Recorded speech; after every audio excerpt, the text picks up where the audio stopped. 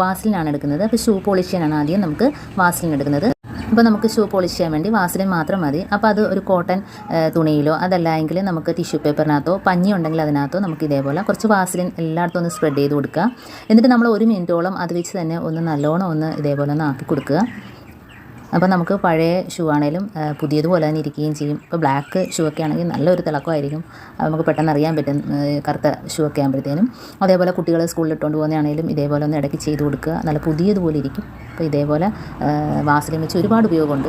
അപ്പോൾ എപ്പോഴും നമ്മൾ ഇതേപോലെ വാസലിൻ വെച്ച് ചെയ്ത് കൊടുക്കണമെന്നില്ല, വല്ലപ്പോഴും ഒന്ന് ചെയ്ത് കൊടുത്താൽ മതി. ഇപ്പോൾ നല്ല പുതിയതുപോലെ തന്നെ നമുക്ക് കിട്ടുകയും ചെയ്യും. നല്ലൊരു തിളക്കമായിരിക്കും. കണ്ടോ, നമുക്ക് കാണുമ്പോൾ തന്നെ അറിയാം.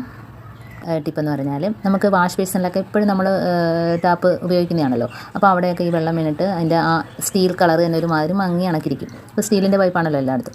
അപ്പം അത് നമുക്കൊന്ന് പോളിഷ് ചെയ്തെടുക്കുന്നതിന് ഇതേപോലെ നമ്മൾ ടിഷ്യൂ പേപ്പർ വെച്ചോ അതേപോലെ കോട്ടൺ തുണിയാണെങ്കിലും മതി, ഒന്ന് ചെറുതായിട്ട് വാസലിനൊന്ന് തേച്ച് കൊടുത്തതിന് ശേഷം അത് വെച്ചൊന്ന് വെറുതെ ഒന്ന് നമ്മൾ ഇതേപോലെ ഒന്ന് തൂത്ത് കൊടുത്താൽ മതി. നല്ല ഗ്ലേസിങ് ആയിരിക്കും.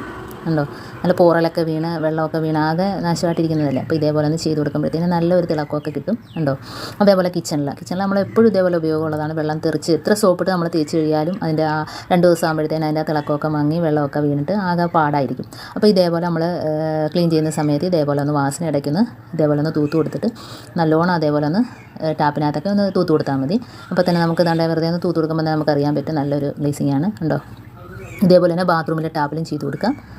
അപ്പം എപ്പോഴും വെള്ളം വീണ് തുരുമ്പിച്ച് സ്റ്റീലാണെങ്കിലും കുറേ നാളാകുമ്പോഴത്തേനും തുരുമ്പൊക്കെ വരും. അപ്പോഴത്തേനും ഇതേപോലെയൊക്കെ ചെയ്ത് കൊടുക്കുമ്പോഴത്തേനും അങ്ങനെയുള്ളൊരു കംപ്ലയിൻ്റ് ഒന്നും വരത്തില്ല. അപ്പം നല്ല പുതിയതുപോലെ തന്നെ എപ്പോഴും ഇരിക്കുകയും ചെയ്യും. ഉണ്ടോ, അതേപോലെ തന്നെ നമ്മളെ കണ്ണാടി, ചെറിയ കണ്ണാടിയിലെ മുഖമൊക്കെ നോക്കും, അതിനകത്താണ് ഇപ്പോൾ ഞാൻ തേച്ച് കൊടുക്കുന്നുണ്ടോ. വാസലിൻ തേച്ചിട്ട് ഇതേപോലെ ടിഷ്യൂ പേപ്പർ വെച്ച് നല്ലോണം ഒന്ന് തുടച്ച് കൊടുക്കുക. കണ്ടോ, നമുക്ക് നോക്കുമ്പോൾ തന്നെ അറിയാം പെട്ടെന്ന് തന്നെ അതിൻ്റെ മാറ്റം. കണ്ടോ, അപ്പോൾ ഇതേപോലെ എല്ലാവരും ഒന്ന് ചെയ്ത് നോക്കുക. അപ്പോൾ അതേപോലെ തന്നെ ഇനി അടുത്ത ഗ്യാസ് ബർണർ ഇതേപോലെ നമ്മൾ കത്തിക്കുമ്പോഴത്തേന് തീ പുറത്തോട്ട് വരും. അപ്പം ബർണറിന് കംപ്ലയിൻ്റ് ഒന്നും ഇല്ലെങ്കിൽ ഇതേപോലെ ഒന്ന് വാസലിൻ തേച്ചിട്ട് നമുക്ക് ബർണർ ഇട്ട് കൊടുത്തൊന്ന് കത്തിച്ചാൽ മതി. അപ്പോൾ തീ പുറത്തോട്ടൊന്നും വരാതെ നല്ല രീതിയിൽ തന്നെ കത്തുകയും ചെയ്യും. കണ്ടോ, ഇനിയിപ്പോൾ അടുത്ത ടിപ്പെന്ന് പറഞ്ഞാൽ ഗ്യാസ് നമുക്ക് എന്തുമാത്രം ഉണ്ട് തീർന്നു ഒന്നും അറിയാൻ പറ്റത്തില്ലല്ലോ. അപ്പോൾ നമ്മൾ ഇതേപോലെ ഒരു സൈഡിൽ കുറച്ച് ചൂടുവെള്ളം, അപ്പോൾ നല്ല ചൂടുവെള്ളം ഒഴിച്ചു കൊടുത്തിട്ട് നമ്മൾ ഇതേപോലെ ഒന്ന് തൊട്ട് നോക്കുമ്പം തണുത്ത ഭാഗത്ത് ഗ്യാസ് കാണും. അപ്പോൾ എന്തുമാത്രം ഉണ്ട്, ഇപ്പോൾ എനിക്ക് പകുതി ഉണ്ട്. ഇപ്പോൾ തണുപ്പ് ഉള്ള ഭാഗത്ത് ഗ്യാസ് അത്രയും ഉണ്ടെന്ന് നമുക്ക് അറിയാൻ പറ്റും. ഇപ്പോൾ അടുത്ത ടിപ്പെന്ന് പറഞ്ഞാൽ നമ്മൾ കബോർഡിനകത്ത് ഇതേപോലെ വലിക്കുന്ന ട്രയൽ നമ്മൾ സ്പൂണും അതൊക്കെ വാരിയിടുമ്പോഴത്തേന് എപ്പോഴും ഇടയിലൊക്കെ പോകാൻ ചാൻസ് ഉണ്ട്. അപ്പോൾ ഇതേപോലെ നമ്മൾ ഒരു പ്ലാസ്റ്റിക്കിൻ്റെ സഞ്ചിയോ അതെല്ലാം കട്ടിയുള്ള പേപ്പറോ അതല്ലെങ്കിൽ ഇതേപോലെ നല്ലൊരു സഞ്ചി ഇതേപോലെ ഇട്ടിട്ട് നമുക്ക് എന്ത് സാധനം വേണേലും വാരി ഇട്ടാലും അതിൻ്റെ ഇടയിൽ കൂടെ പോകത്തില്ല. അപ്പോൾ ഇതേപോലെ ഒന്ന് ചെയ്ത് നോക്കുക എല്ലാവരും. അപ്പോൾ ഇതേപോലെ നമുക്ക് ഏത് സാധനം വേണേലും എത്ര വേണേലും നമുക്ക് വാരിയിട്ടാലും ഇടയിലൊന്നും പോകത്തില്ല. അപ്പോൾ ഇതേപോലെ എല്ലാവരും ഒന്ന് ചെയ്ത് നോക്കുക.